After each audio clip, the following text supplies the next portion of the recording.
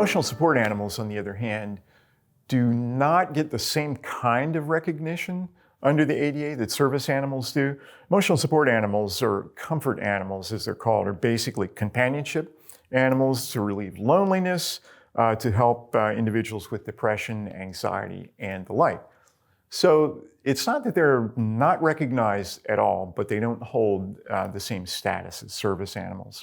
Okay. But if you're an employer, and this is what I do in terms of advising our business clients, is that if one of your employees were to come to you with a request to have either a service animal or an emotional support animal in the office, you still have to treat it as if you would any other ADA.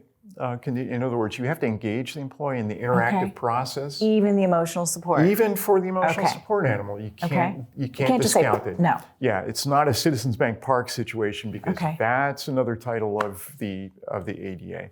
So under Title I, you have to go through to determine what the employee's disability is and how the service animal or emotional support animal would help alleviate or help address the employee's disability. So the familiar process for employers is you go through the back and forth with your employee until you can determine that you can create a reasonable accommodation to allow the service animal or emotional support animal to accompany the employee in the office, or determine that it's an undue burden on the business or creates a risk, either a safety risk or a business disruption risk. Right. And if that's the case, then sorry, but Wally, the ESA or another ESA would not be allowed in the office. I was going to say probably Wally would have a tough time, Wally is going to have a hard time passing. Situation. I mean, the bar is reasonably high, and Wally would scuttle underneath of it, but not. He's not going to pass the test. That's very cool. Now, what about airlines? You always see all these horror stories where people are getting kicked off airplanes. Yeah, let's talk about that. So, under the Air Carrier Access Act, air carriers are required to allow service animals for passengers who are flying. But they are not required to allow emotional support animals. Recently, there was a story in the news about a woman who tried to board a plane with her emotional support skunk. Did you hear that? I think maybe I heard something about it. Well, the airline wouldn't allow it, and the passenger raised a big stink. Oh my.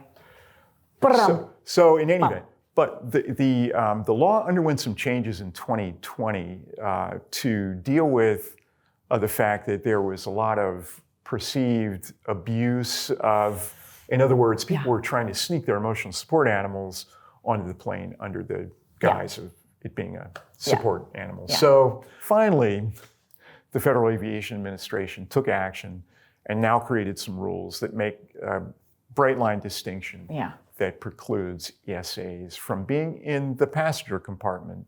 Right, you could still do. You can still do underneath, and Wally could fly underneath. But not in the cabin. But not in the cabin. Yeah, I remember when the emotional support thing first kind of became a big thing, and I do know some people who quickly registered their dogs so that they could fly in the plane with them for free. Because otherwise, you can bring your dog in a little carrier, but you get charged, and they got to be under the seat. But then no more. So there you go. That is the story of Wally. That's really the emotional interesting. Support alligator. I love that alligators can be an emotional support animal. Skunks. Was the stinker removed?